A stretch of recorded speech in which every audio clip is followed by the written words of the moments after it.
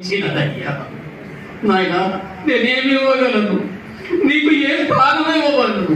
ఇదిగో నీవు నా ఆలయమై ఉన్నావు, నా ఆలయాన్ని పాడు చేయొద్దని హెచ్చరిస్తుంది నీ వాక్యము.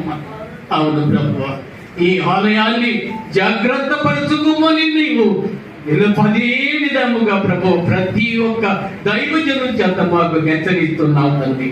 ఆ హెచ్చరికను గుర్తెరిగి మమ్ములను, మా జీవితాలను మేము సవరించుకొని నీకు ఇష్టమైన జీవితాన్ని మేము జీవించుకుంటూ అయ్యా నీవు మా జీవితాలకు భాగస్వామ్యంగా ఉండి మమ్మను అశాశ్వతమైన ఈ లోకములో ప్రభువా ఆత్మీయంగా నడిపించగలిగిన జీవంతుడవని అయ్యా నీకు మధ్యాహ్న కాల సమయంలో మేమందరము కలిసి నాయన ఈ సన్నిధిలో నీకు మనవి చేసుకునిచున్నాం ప్రభు.